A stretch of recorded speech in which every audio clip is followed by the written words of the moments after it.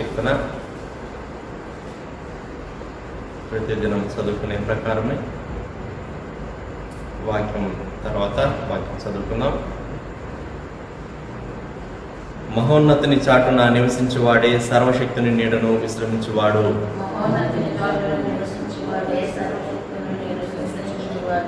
ఆయనే నాకు ఆశ్రయము, నా కోట, నేను నమ్ముకున్న నా దేవుడని నేను యెహోవాను గూర్చి చెబుతున్నాను.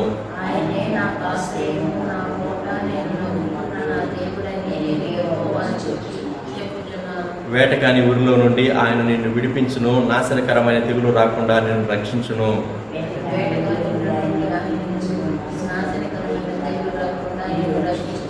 ఆయన తన రెక్కలతో నిన్ను కప్పును, ఆయన రెక్కల క్రింద నీకు ఆశ్రయం కలుగును. ఆయన సత్యము కేడమును డాలునై ఉన్నది.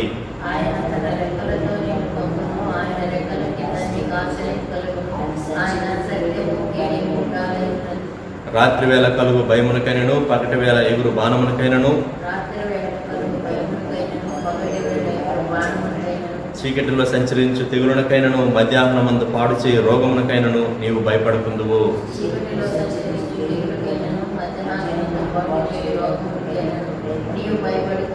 నీ ప్రక్కన 1000 మంది పడినను, నీ కుడి పక్కన 10,000 మంది కూలినను అపాయం నీ యొద్దకు రాదు.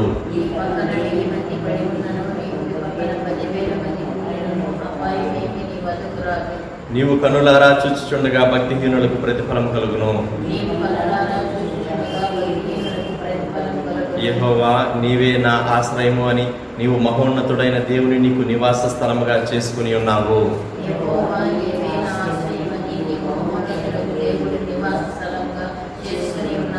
నీకు అపాయమేమీ రాదు, ఏ తెగులును నీ గుడారము సమీపించదు. నీ మార్గములన్నిటిలో నిన్ను కాపాడుటకు ఆయన నిన్ను గూర్చి తన దూతలకు ఆజ్ఞాపించును.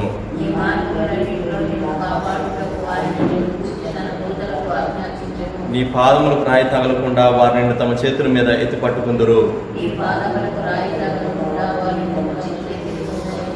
నీవు సింహములను, నాగుపాములను త్రొక్కెదవు, కొదమ సింహములను, భుజంగములను అనగదొక్కెదవు.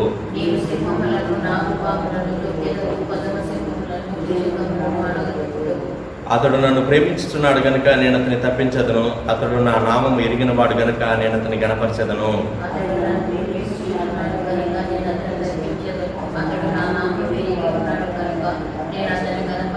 అతడు నాకు మొర్రపెట్టగా నేను అతనికి ఉత్తరమిచ్చదను. శ్రమలో నేను అతనికి తోడై ఉండెదను. అతని విడిపించి అతని గొప్ప చేసేదను.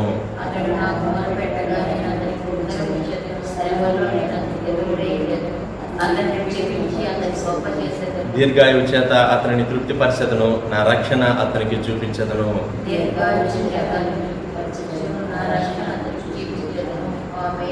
ఆమేన్. ప్రార్థన. ప్రేమగల యేసు ప్రభువా, పరిశుద్ధుడు అయినటువంటి మా రక్షక, గొప్ప దేవ, మీకు స్తోత్రములు, స్తుతులు, వందనములు. ఈ ప్రత్యేకమైనటువంటి దినం మీ పాసన్నిధానంలో మేము చేరటానికి మీరు అనుగ్రహించినటువంటి కృప కొరకు స్తుతిస్తున్నాం.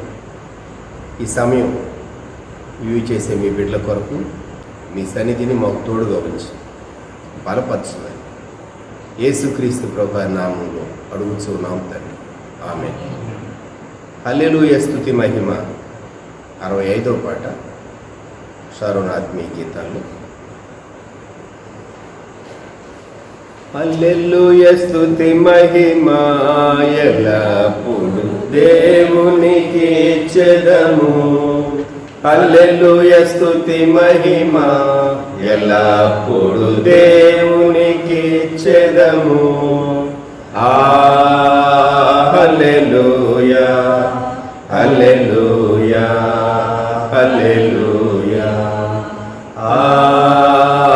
హల్లెలూయా, హల్లెలూయా, హల్లెలూయా, హల్లెలూయా. స్తుతి మహిమ ఎల్లప్పుడు దేవునికి ఇచ్చెదము. అల్ల సైన్యములకు అధిపతి అయిన ఆ దేవుని స్తుతించెదము.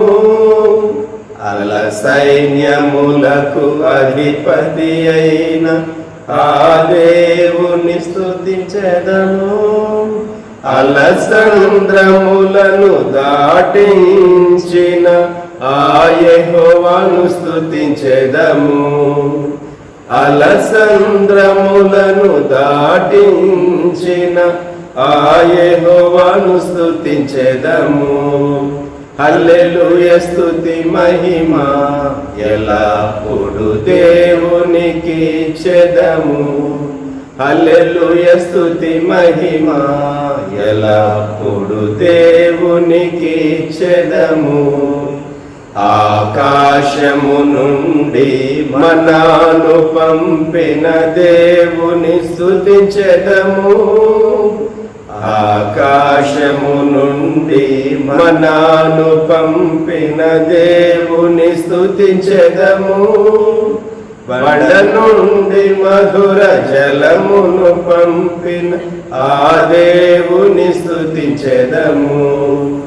బండ నుండి మధుర జలమును పంపిన ఆ దేవుని స్తుతించెదము. హల్లెలూయా స్తుతి మహిమ ఎల్లప్పుడు దేవునికి ఇచ్చెదము. హల్లెలూయా స్తుతి మహిమ ఎల్లప్పుడు దేవునికి ఇచ్చెదము. హల్లెలూయా హల్లెలూయా హల్లెలూయా హల్లెలూయా హల్లెలూయా హల్లెలూయా హల్లెలూయా స్తుతి మహిమ ఎల్లప్పుడు దేవునికి ఇచ్చెదము. ప్రియమైన వారలారా, ఈ ఉదయకాలం యోహాను రాసినటువంటి సువార్తలో నుండి 19వ అధ్యాయం ఒక చిన్న భాగాన్ని మనం చదువుకుందాం. యోహాను సువార్త 19వ అధ్యాయం 38వ వచనం నుండి, అటు తరువాత యూదుల భయం వలన రహస్యముగా యేసు శిష్యుడైన అరిమత్తయి యోసేపు తాను యేసు దేహమును తీసుకుని పోవటకు పిలాతు వద్ద సెలవడిగాను. పిలాతు సెలవిచ్చాను కనుక అతడు వచ్చి యేసు దేహమును తీసుకుని పోయాను. మొదట రాత్రి వేళ ఆయన ఎద్దుకు వచ్చిన నికోదేము కూడా బోళంతో కలిపిన అగరు రమారమి 150 సేర్లు ఎత్తి తెచ్చాను. అంతటి వారు యేసు దేహమును ఎత్తుకుని వచ్చి యూదులు పాతిపెట్టు మర్యాద చొప్పున సుగంధ ద్రవ్యములు దానికి పూసిన ఆరబట్టలు చుట్టిలి ఆయనను సిలువేసిన స్థలములో ఒక తోట ఉండెను. ఆ తోటలో ఎవడును ఎప్పుడును ఉంచబడిన క్రొత్త సమాధి ఉండెను. ఆ సమాధి సమీపంలో ఉండేను కనుక ఆ దినము యూదులు సిద్ధపరచు దినమైనందున వారు అందులో యేసును పెట్టారు. ఈ ఉదయకాలం ప్రభు సన్నిధానంలో చేరినటువంటి మనం ధ్యానం చేయగోరేటటువంటి అంశాలు between crucifixion and resurrection. Between crucifixion and resurrection there is a big Q. Q stands for questions. అనేక ప్రశ్నలు సిలువతో అసోసియేట్ అయినటువంటి లేక యేసుక్రీస్తు ప్రభుతో అసోసియేట్ అయినటువంటి అనేక మంది వ్యక్తుల హృదయాల్లో ఉన్నాయి. ఇంకొక రీతిగా చెప్పాలంటే 5 గ్రూపులుగా నేను వారిని వర్గీకరిస్తూ ఉన్నాను. వారిని గురించి ఈ ఉదయకాలంలో మనం ధ్యానం చేస్తూ ఉన్నాం. 5 గ్రూపులుగా వారిని వర్గీకరిస్తూ ఉన్నాం. మొదటి గ్రూప్ యేసుక్రీస్తు ప్రభు యొక్క శిష్యులు లేక అపోస్తలులు. బహుశా ఆ మేడగదిలో 10 మంది ఉన్నారేమో. ఇస్కరియోతు యోధాను మినహాయించిన తర్వాత ఆ గడియ నుండి ఆమెను తన ఇంట చేర్చుకొనెను అని ఆ శిష్యుడు యోహానును గురించి చెప్పబడి ఉన్నది. కాబట్టి మరియమ్మ అలసిపోయి తన శ్రేష్టమైనటువంటి కుమారుడు శరీరధారిగా తన గర్భంలో జన్మించినటువంటి దేవాది దేవుడు ప్రభువైన యేసుక్రీస్తు ఆయన యొక్క మరణాన్ని బట్టి చాలా ఆమె కృంగిపోయి ఉంటుంది. తన ఇంట మరియమ్మ తల్లిగారు ఉన్నారు కనుక నాకు అనిపిస్తుంది 10 మందే ఉన్నారేమో. వారు మేడగదిలో ఉన్నారు. శిష్యుల ముందు చాలా ప్రశ్నలు ఉన్నాయి. మా భవిష్యత్ ఏమిటి? వారి హృదయాల్లో ఆందోళన ఉన్నది. వారికి ప్రాణభయం కూడా ఉన్నది. యేసుక్రీస్తు ప్రభువును సిలువ వేశారు, మమ్ములను బ్రతకనిస్తారా? కొందరిలో అయితే శిష్యుల్లో షాక్ నుండి వారు ఇంకా కోలుకోలేరు. 2 విధాలైనటువంటి షాక్. మొదటిది, ఒక మోసగాడు 3.5 సంవత్సరాలు మనతో కలిసి ఉన్నాడా? అతని నిజరూపం ఇదా? మేము ఎప్పుడు గ్రహించలేకపోయాం. యేసు ప్రభువుని అమ్మేసేసాడు. గురువుని అమ్మినటువంటి శిష్యుడు ఇతడు, ఇస్కరియోతు యూదా అనే వ్యక్తి. ఇతడా అన్ని ఫైనాన్సెస్ డీల్ చేసింది? చాలా షాక్ వారికి, చాలా షాక్. రెండో వైపు, మన బోధకుడు సిలువేయబడతాడని మనం ఎప్పుడు అనుకోలేదు. కనుక వారు 2 విధాలైనటువంటి షాక్లో నుండి, మీరు చాలా నమ్మినటువంటి వ్యక్తులు ద్రోహులు అని రుజువైనప్పుడు మీరు ఎంత గొప్ప షాక్లో నుండి వెళ్ళిపోతారు, షాక్లోనికి. 2, మీ జీవితంలో ఊహించనటువంటి భయంకరమైనటువంటి సంఘటనలు జరిగినప్పుడు ఆ షాక్ నుండి కోలుకోవటానికి కొన్నిమార్లు వారాలు, మాసాలు కూడా పట్టవచ్చు. శిష్యులు వారి హృదయంలో భవిష్యత్తును గురించినటువంటి, మేము మా ప్రొఫెషన్స్ విడిచిపెట్టాము. కొందరు ఫిషింగ్, చేపలు పట్టేటటువంటి వృత్తిని కలిగిన వారు, ఇంకా కొందరు డిఫరెంట్ వాక్స్ ఆఫ్ లైఫ్, వాటిలో నుండి పిలువబడ్డారు. మత్తయి మనకు తెలుసు, మంచి జాబ్లో ఉన్నాడు. అలాగే కొందరు వారు భిన్నమైనటువంటి సమాజంలో ఉన్న వారి జీవన విధానాన్ని విడిచిపెట్టి ప్రభు శిష్యులుగా ఉండటానికి ప్రభు అని పిలిచినప్పుడు వచ్చినటువంటి వారు. వారి భవిష్యత్తు అంధకారమయంగా కనపడుతూ ఉన్నది. భవిష్యత్తు ఎలా ఉంటుంది?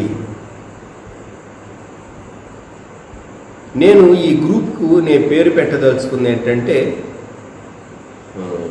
11D లేక 10D గ్రూప్. 10 డిజైపుల్స్ లేక 11 డిజైపుల్స్ అనండి, యోహానుతో కలిపి. ఫస్ట్ గ్రూప్,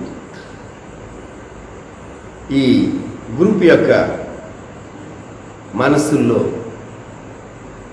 భవిష్యత్తును గూర్చి వారికి చాలా భయం ఉన్నది. ఎందుకంటే ఈస్టర్ ఆదివారం సాయంకాలం యూదులకు భయపడి తాము కూడి ఉన్న ఇంటి తలుపులు మూసుకొని ఉండగా అని ఈస్టర్ ఆదివారం సాయంకాలం ప్రభు వారికి కనిపించడానికి మునుపు వారి మనోస్థితిని గురించి చెప్పబడి ఉంది.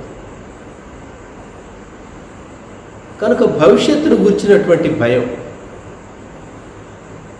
అన్ని జాతుల వారిని, అన్ని భాషల వారిని, అన్ని మతాల వారిని గ్రిప్ చేస్తూ ఉన్నటువంటి దినాల్లో మనం ఉంటూ ఉన్నాం. ప్రియమైనటువంటి వారులారా, నీ హృదయంలో కూడాను ఈ ఆలోచనలు రావచ్చు. What next? భవిష్యత్తు ఎలా ఉండబోతుంది? కనుక మొదటి గ్రూప్, ఈ గ్రూప్కు మనం ఏమని పేరు పెట్టవచ్చు అంటే టెన్షన్ గ్రూప్ లేక వరీయింగ్ గ్రూప్ అని ఈ గ్రూప్ను గురించి మనం చెప్పుకోవచ్చు. విచారం, భయం, ఇవన్నీ వారి మనసులో కలిసి వారి ఆలోచనలను ఆక్రమించి ఉన్నాయి. నేను 2వ గ్రూప్లోనికి వెళ్తాను. 2వ గ్రూప్లో 3 రోమన్ డిగ్నిటరీస్ ఉన్నారు. నేనేమంటానంటే 3D గ్రూప్ అంటాను. 3 డిగ్నిటరీస్ గ్రూప్, అంతేగాని 3 డైమెన్షన్స్ 3D కాదు. ఈ గ్రూపు 3 డిగ్నిటరీస్ గ్రూప్. వీళ్ళు రోమన్ డిగ్నిటరీస్. ఈ 3 రోమన్ డిగ్నిటరీస్లో ఒకరు పైలట్, వేరొకరు హెరోద్, ఇంకొకరు సెంచూరియన్ శతాధిపతి. పిలాతు, హెరోదు, శతాధిపతి. మత్తయి సువార్త 27వ అధ్యాయం 24వ వచనంలో పిలాతు నీళ్లు తీసుకుని చేతులు కడుక్కొని తానంటూ ఉన్నాడు, ఈ నీతిమంతుని రక్తమును గుర్చి నేను నిరపరాధిని అన్నాడు. ఈ గ్రూప్కి మనం ఏమని పేరు పెట్టచ్చు అంటే క్లెన్సింగ్ గ్రూప్, లేకుంటే క్లీనింగ్ గ్రూప్ అని నేను అంటాను. అర్థం అవటం కొరకు ఆ పేరు పెడుతూ ఉన్నాను. ఈ రోజుల్లో మనము హ్యాండ్ శానిటైజర్స్ వాడుతూ ఉన్నాం. హ్యాండ్ శానిటైజర్స్ వాడుతూ ఉండగా పిలాతును గుర్తు చేసుకుందాం. హ్యాండ్ శానిటైజర్ నీళ్లతో కడుక్కుంటూ చేతులు అంటూ ఉన్నాడు, ఆ రక్తం నా మీద లేదు, నేను దోషిని కాదు, నేను నా బాధ్యత నెరవేర్చాను, తీర్పు మాత్రమే తీర్చాను నేను, యూదులు వారే అన్నారు, అనీతిమంతుల రక్తం మా మీదను మా పిల్లల మీదను ఉండుగాక అన్నారు. పిలాతు హ్యాండ్స్ వాష్ చేసుకున్నాడు, కానీ ఆ ఫీలింగ్ మాత్రం ఫీలింగ్ ఆఫ్ గిల్ట్ తన మనస్సాక్షిలో నుండి తొలగిపోలేదు. ఎంతకాలం తను వెంబడించిందో ఆ ఫీలింగ్ మనకు తెలియదు. హ్యాండ్స్ క్లీన్ చేసుకున్నాడు నీళ్ళతో. నేను నిరపరాధిని అని ఆ యూదా మతాధికారుల ముందు, చేరినటువంటి ఆ గుంపు ముందు. హేరోదు లూకాసు వార్త 23వ అధ్యాయం 12వ వచనంలో యేసుక్రీస్తు ప్రభువు తన ముందు ఉంచబడినప్పుడు, తన ఎదుటికి తీసుకొని రాబడినప్పుడు, లూకాసు వార్త 23వ అధ్యాయం 12వ వచనం, అంతకు ముందు హేరోదును పిలాతును ఒకరికొకడు శత్రువులై ఉండి ఆ దినమున్నే ఒకరికొకడు మిత్రులై. ఆ పైన 8వ వచనం, హేరోదు యేసును చూచి మిక్కిలి సంతోషించెను. ఆయనను గూర్చి చాలా సంగతులు విన్నందున ఆయన ఏదైనా ఒక సూచక్రియ చేయగా చూడ నిరీక్షించి బహుకాలము నుండి ఆయనను చూడగోరెను. యేసుక్రీస్తు ప్రభు హేరోదు ఎదుట ఉన్నాడు. హేరోదు నిర్దోషి అని విడుదల చేసి ఉండవచ్చు, చేయలేదు. ఎందుకంటే సీజర్కు అంతకు మునిపే రిపోర్ట్స్ వెళ్ళినాయి. ఒక లీడర్షిప్ డెవలప్ అవుతూ ఉంది. వాళ్ళని కప్ చేయకపోతే, అణిచివేయకపోతే రోమా ప్రభుత్వం యొక్క సార్వభౌమత్వానికి అపాయం ఉన్నది. కనుక టఫ్గా డీల్ చేయమని ఎంపరర్ నుండి వీరికి ఆదేశాలు ఉండుంటాయి. తాను చక్రవర్తి దృష్టిలో మంచివాడుగా ఉండగోరి యేసుక్రీస్తు ప్రభువును నిర్దోషి అని,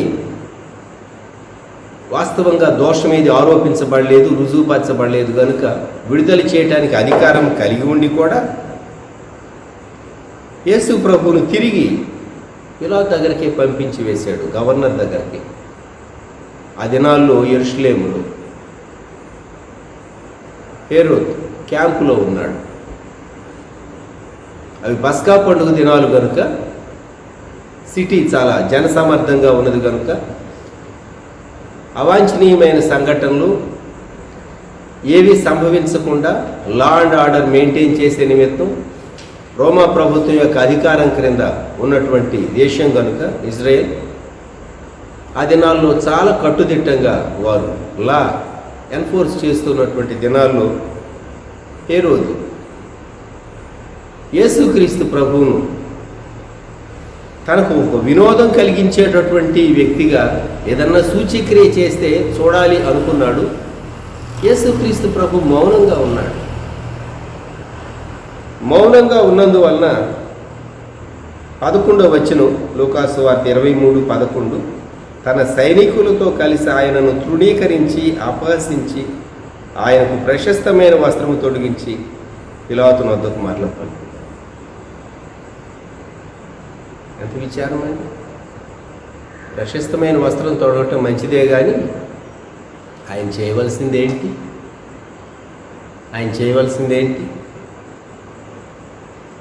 హేరోదు తాను తన ఫ్యూచర్ కెరియర్ కొరకు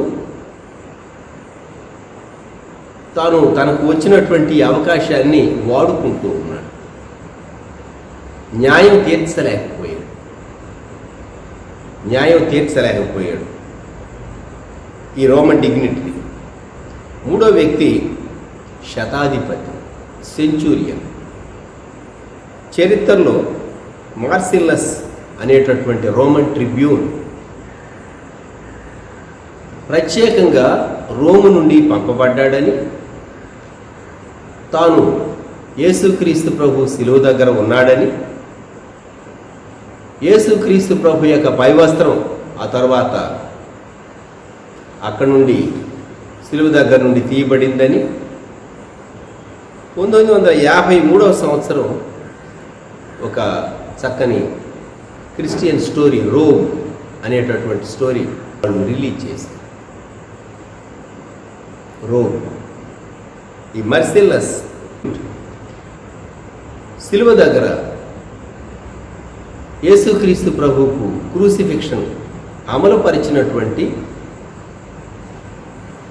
తాను మిలిటరీ ఆఫీసర్గా యేసుక్రీస్తు ప్రభువును చూచి ఈ మనుష్యుడు నిజముగా నీతిమంతుడు అని తరువాతి కాలంలో ప్రభు అయిన యేసుక్రీస్తును తాను అంగీకరించాడని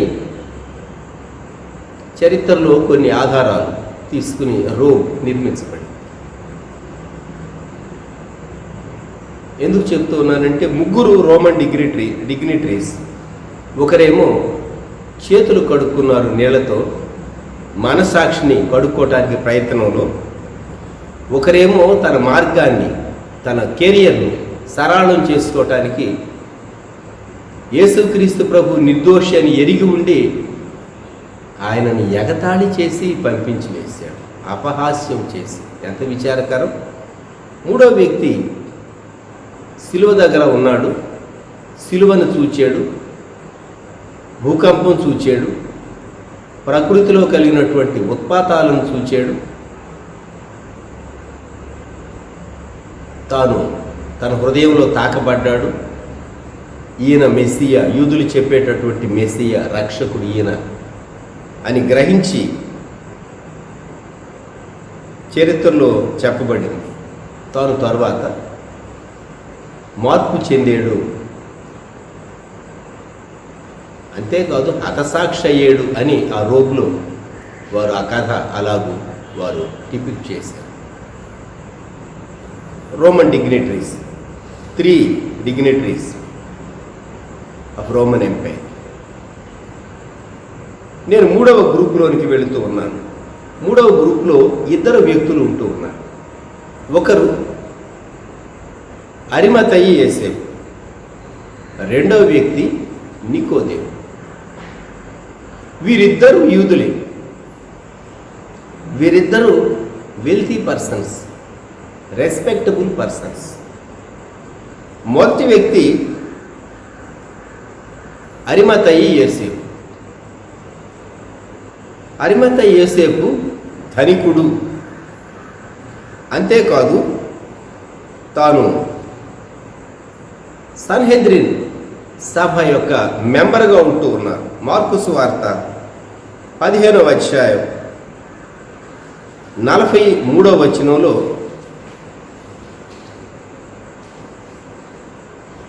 అరిమతయి యోసేపును గురించి వ్రాయబడినటువంటి మాట మనం జ్ఞాపకం చేసుకుంటే,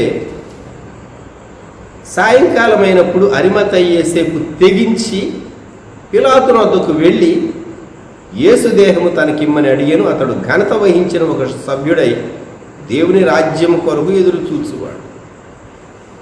చాలా చక్కని మాట. ఈ అరిమతయి యోసేపు, రెండో వ్యక్తి నికోదేము యేసుక్రీస్తు ప్రభువును బరియల్ చేయటంలో ప్రాముఖ్యత వహించిన వ్యక్తులు వీరిద్దరు. వీరికి ఒక విధంగా మనం టైటిల్ పెట్టాలంటే ఈ గ్రూప్, వీరు డీసెంట్ అండ్ రెస్పెక్టబుల్ గ్రూప్. ఘనత వహించినటువంటి వారు, సంపన్నమైనటువంటి వర్గానికి చెందినటువంటి వారు, మనుషుల వలన గౌరవము పొందినటువంటి వారు. సో ఈ గ్రూప్ గొప్ప గ్రూపే, బట్ రిస్క్ గ్రూప్ అని నేను అంటాను. మీరు యేసుక్రీస్తు ప్రభు కొరకు రిస్క్ తీసుకున్నారు. తమ ప్రాణాలకు ఏదైనా అపాయము సంభవించే, తన గౌరవానికి భంగం కలిగేటటువంటి పరిస్థితులు ఉన్నాయి. సన్హెద్రిన్ సభ నుండి అరిమత యోసేపును వారు తొలగించవచ్చు. తన కొరకు తొలిపించుకున్నటువంటి క్రొత్త సమాధిలో యేసుక్రీస్తు ప్రభువును ఉంచటం ఊహించుకోరండి. ముందుగానే తన సమాధి తొలిపించుకున్నటువంటి ధనికుడు మరణాన్ని చూచి భయపడే వ్యక్తి కాదు ఇతను. అది అరిమత యోసేపుని గురించి మనం ఆలోచిస్తే మనకు అర్థమయ్యేటటువంటి విషయం. ఈ వ్యక్తి పిలాతు దగ్గరికి వెళ్ళి అడిగాడు. అంటే రోమా ప్రభుత్వం యొక్క ఫేవర్ తాను పోగొట్టుకోవటానికి కూడా సిద్ధపడ్డాడు. భవిష్యత్ ఈవెంట్స్ ఎలా ఉంటాయి,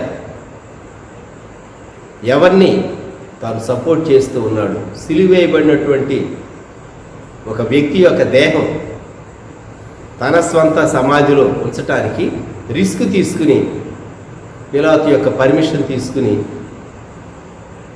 తాను యేసుక్రీస్తు ప్రభు యొక్క దేహమును సమాధిలో ఉంచడం ద్వారా సన్హెద్రిన్ సభలో ఉన్నటువంటి వారి ఆగ్రహానికి గురవుతాడు ఎరిగి ఉన్నాడు.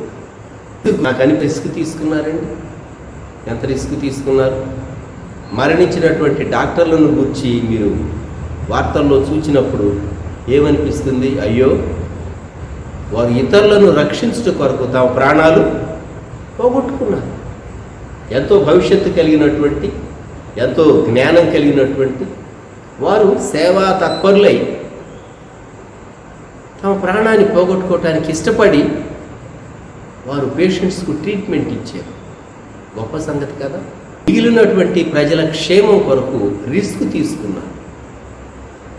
ఈ గ్రూప్లో, రిస్క్ గ్రూప్లో జోసెఫ్ ఆఫ్ అరిమతై, ఈయన రిస్క్ తీసుకున్నాడు. తనకు సహకరించినటువంటి వ్యక్తి నికోదేము. మనం యోహాను సువార్త 19వ అధ్యాయం 39వ వచనం గమనించినట్లయితే, యోహాను సువార్త 19:39లో మొదట రాత్రి వేళ ఆయన యొద్దకు వచ్చిన నికోదేము కూడా బోళముతో కలిపిన అగరు రమారమి 150 సేర్ల ఎత్తు తెచ్చెను. మనము అంతకు మునుపు ఇదే సువార్తలో యోహాను రాశాడు 3వ అధ్యాయం 2వ వచనంలో, రాత్రి వేళ నికోదేము ఆయన దగ్గరకు వచ్చాడు. ఒకటి, నికోదేము అధికారి. 2, నికోదేము పరిసయ్యుడు. 3, నికోదేము బోధకుడు. చాలా మంచి క్వాలిటీస్ కలిగినటువంటి వ్యక్తి. ఒక మాటలో చెప్పాలంటే రహస్య విశ్వాసిగా, రహస్య శిష్యుడుగా యేసుక్రీస్తు ప్రభువును వెంబడించినటువంటి వాడు ఇప్పుడు దొరికిపోయాడు. బహిరంగంగా రావాల్సి వచ్చింది. నీవు యేసుక్రీస్తు ప్రభువుని విశ్వసిస్తే ఏదో ఒక రోజు తెలియకుండా నీ అంతరంగంలో నుండి ఆయన పైన నీకున్న ప్రేమ, గౌరవము, నీ సాక్ష్యం, నీ అభిమానం పెళ్ళూబికి కట్టలు దించుకుని బయటకు వచ్చేసేస్తుంది. యేసుక్రీస్తు ప్రభు యొక్క దేహాన్ని చక్కగా ర్యాప్ చేయటానికి, నారబట్టలో చుట్టడానికి 150 సేర్ల బోళముతో కలిపిన అగరు చాలా కాస్టే. తాను తీసుకుని వచ్చాడు, తెగించి వచ్చాడు. గమనించండి, ఎంత రిస్క్ గ్రూప్ అండి. యేసుక్రీస్తు ప్రభువుని గురించి, ఆయన ప్రేమను గురించి, ఆయన నిన్ను రక్షించినటువంటి విధానాన్ని గురించి నోరు తెరిచి చెప్పటానికే మనుషులు చాలా సంశయించేటటువంటి దినాల్లో మనం ఉన్నాం. నీ సాక్ష్యం చెప్పలేవా ఇతరులతో? యేసుక్రీస్తు ప్రభు ప్రేమను గురించి చెప్పలేవా? రాబోయే ఉగ్రతను గురించి చెప్పలేవా? మాట వాళ్ళు ఏమనుకుంటారో, పోతే పని మరి నరకానికి ఇంకేం చేద్దాం మనం? చాలా మోమాటం మనం. నిజంగా నశించేటటువంటి ఆత్మల పట్ల నీకు భారం ఉంటే పోతే పో నీవు నరకానికి అనేటటువంటి భావంలో నీవు ఉండగలవా? ఎవరైనా తగలబడేటటువంటి ఇంట్లో వ్యక్తులు ఉన్నారు అంటే వారిని బయటికి తీసుకుని రావడానికి ఫైర్ డిపార్ట్మెంట్ ఇంకా రాకమునిపే, వారు తమ రెస్క్యూ యాక్టివిటీస్ ప్రారంభించక మునిపే చుట్టుపక్కల ఉన్నవారు ఎవరినైనా సేవ్ చేయగలమా అని ఆలోచిస్తారు. వస్తువులు సేవ్ చేయాలని ఆలోచించరు, ప్రాణాలను సేవ్ చేయాలని ఆలోచిస్తారు. మన చుట్టూ people are ending in christless graves. ఎంత దుర్దినాల్లో ఉన్నామండి మనం.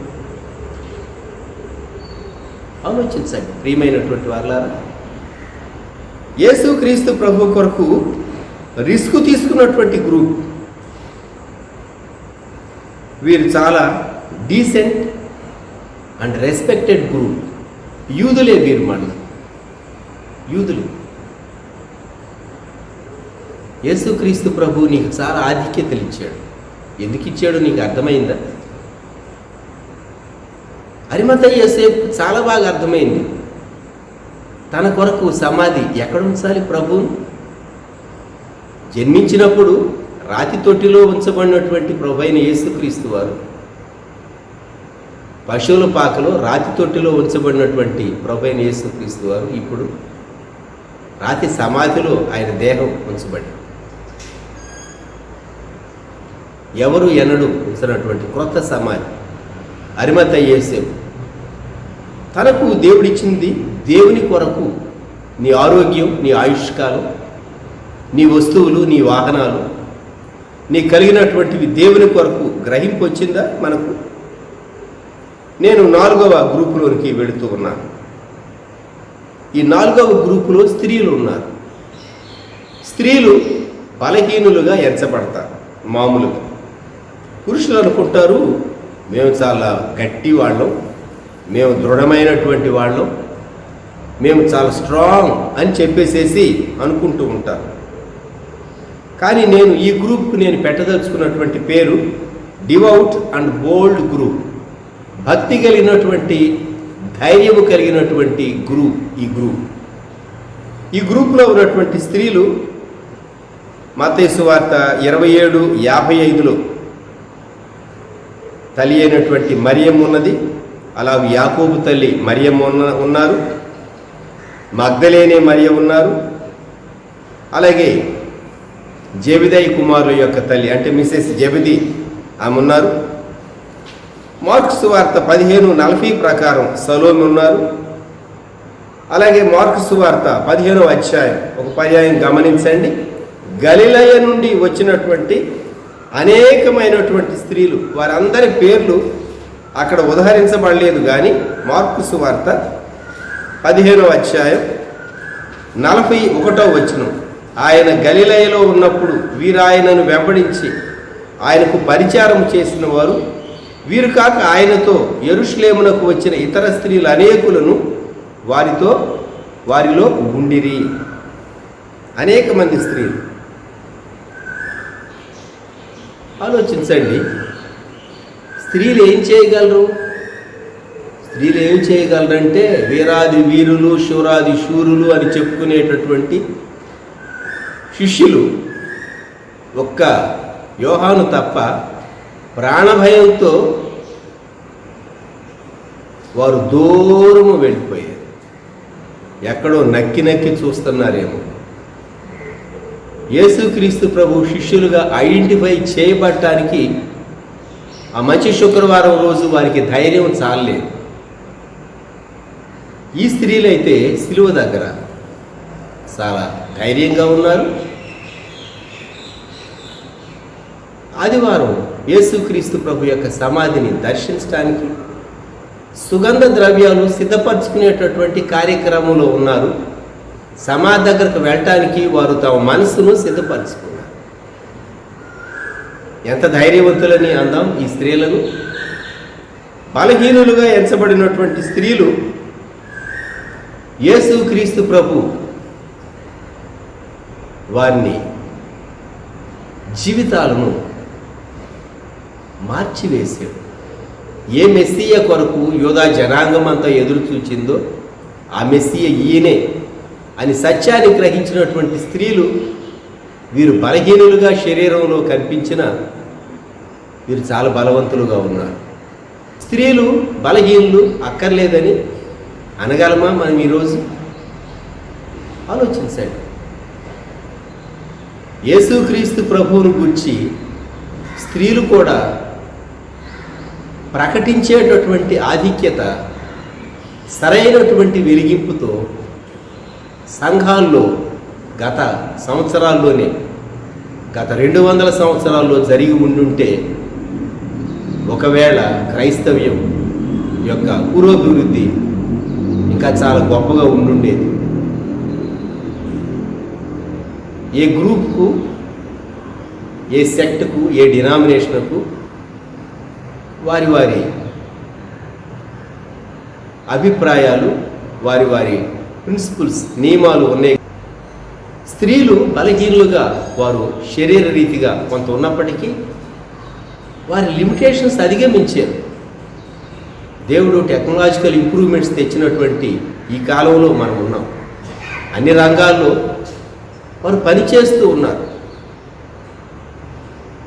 ఎప్పుడో 2000 సంవత్సరాల నాడు సిలువ దగ్గరే వారు నిలువబడ్డారు.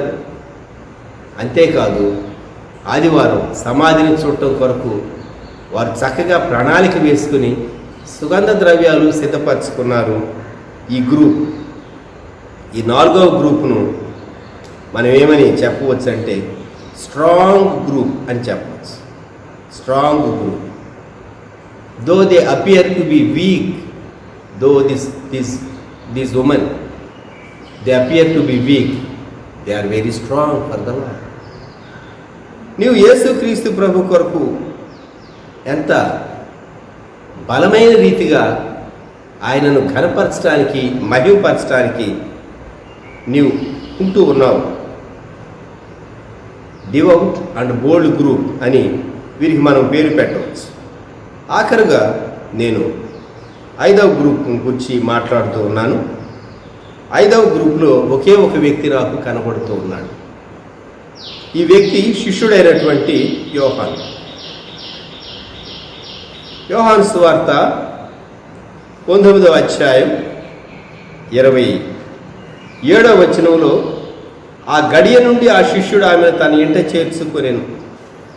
ప్రభువైన యేసుక్రీస్తును సిలువ వేయించినటువంటి రోమా అధికారులేమి, యూదా మతాధికారులేమి యేసు ప్రభు తల్లిని గూర్చి, వారికి ఆశ్రయం ఇచ్చిన వారిని గూర్చి ఎంక్వైరీ చేయకుండా ఉంటారా? యాక్షన్ తీసుకోకుండా ఉంటారా? ప్రభుత్వానికి వ్యతిరేకంగా పనిచేసేటటువంటి గ్రూపులు ఆయా కాలాల్లో, ఆయా దేశాల్లో ఉన్నాయి. ప్రభుత్వాలు వీరికి ఎవరు ఆశ్రయం ఇస్తున్నారు అని ఎంక్వైరీ చేస్తూ ఉంటారు. మనం చదువుతూ ఉంటాం ఈ విషయాలు. యేసుక్రీస్తు ప్రభు తల్లి మరియ, ఆమెను యోహాను తన ఇంట్లో చేర్చుకుని తన తల్లిగా భావించి ఆమె బాగోగులు చూస్తూ ఉన్నాడు. ప్రభు యొక్క రొమ్మున ఆనుకున్నటువంటి ఏకైక శిష్యుడు కనుకే దేవుని అంతరంగంలో భవిష్యత్తును గూర్చినటువంటి విషయాలన్నీ ప్రకటన గ్రంథం అనగా ప్రత్యక్షీకరణ గ్రంథంలో పద్మస్ ద్వీపంలో దేవుడు బయలుపరిచి లోకానికి వెల్లడిపరచమన్నప్పుడు తాను వ్రాసి గ్రంథస్థం చేసినందువలన భవిష్యత్తును గూర్చి మనం అనేక విషయాలు ఈ దినం చదవగలుగుతూ ఉన్నాం. సమకాలీన సంఘటనలతో పోల్చుకుంటూ ఉన్నాం. ఆలోచించండి.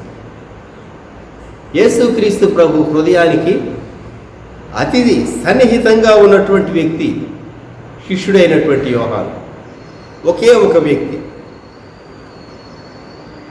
కనుక అర్థమవటం కొరకు నేను ఈ 5 గ్రూపులు డి అనేటటువంటి పేరు నేను పెడుతూ ఉన్నాను.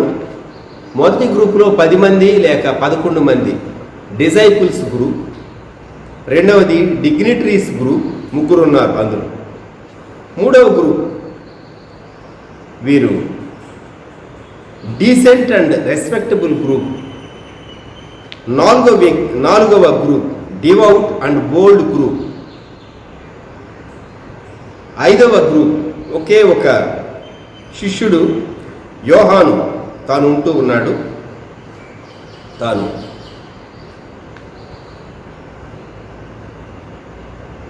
క్లోజెస్ట్ గ్రూప్లో, డియరెస్ట్ గ్రూప్లో తాను ఉంటూ ఉన్నాడు.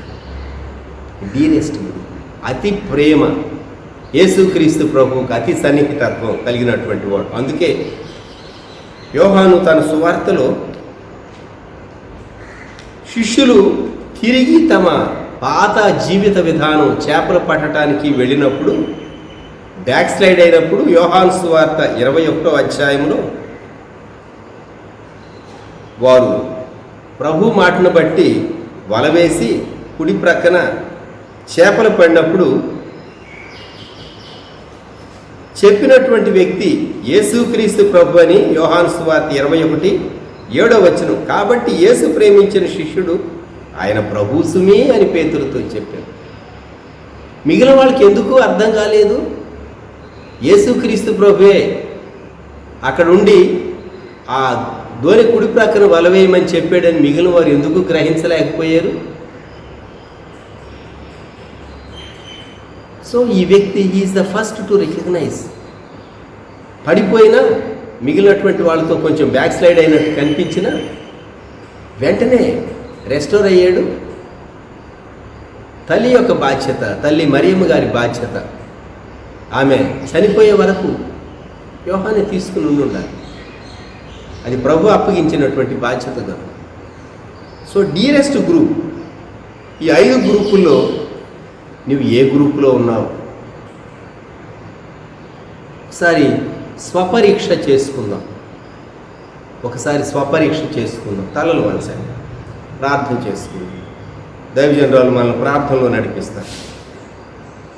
ఆయన మన కొరకు శిలువ మరణం పొందిన రోజు, మన కొరకు పునరుత్థానుడై తిరిగి లేచిన రోజు, ఈ 2 దినాల మధ్యలో జరిగిన సంఘటనలు, ఆ దినాల్లో 5 గుంపులలో ఉన్న వ్యక్తులు, వారి యొక్క ఫీలింగ్స్, వారి యొక్క ఎక్స్ప్రెషన్స్, వారి అనుభవాలు ఎలా ఉన్నాయో వాటిని మనకు ఈ సమయంలో ప్రభు జ్ఞాపకం చేశారు. ఎన్నో ప్రశ్నలు ఎందరో హృదయాల్లో ఉన్నాయి. ఈనాటికి కూడా యేసు ప్రభు యొక్క శిలువ అర్థం కాని వారు, యేసు ప్రభు యొక్క శిలువను ప్రశ్నించేవారు ఎంతోమంది ఉన్నారు. అయితే ప్రశ్నించడం మాని విశ్వసించడం మొదలుపెట్టినప్పుడు ఆయన సిద్ధపరిచిన రక్షణ, పాప క్షమాపణ మానవుడు అందుకోగలడు. 5 గుంపులు మన ముందుకు తీసుకురాబట్టే ఈ 5 గుంపుల్లో ఏ గుంపులో మనం ఉన్నామో ఒకసారి ఆలోచించుకోవాలని కూడా ప్రభు మనతో మాట్లాడుతూ వచ్చారు. ప్రార్థన చేసుకుందాం.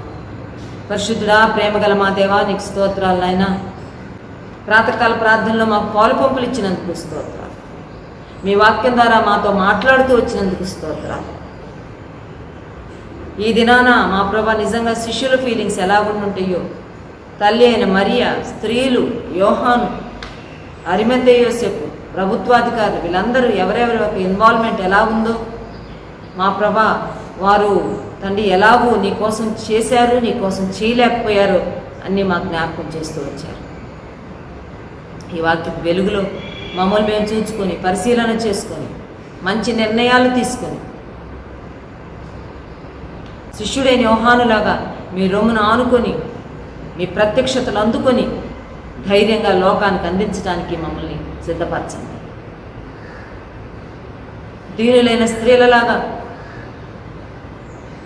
నిన్నే అంతము దాకా వెంబడించడానికి, అది సిలువైన, భూస్థాపనైన, పునరుద్ధానమైన నిన్ను అంటిపెట్టుకొని ఉండటానికి సహాయం చేయండి.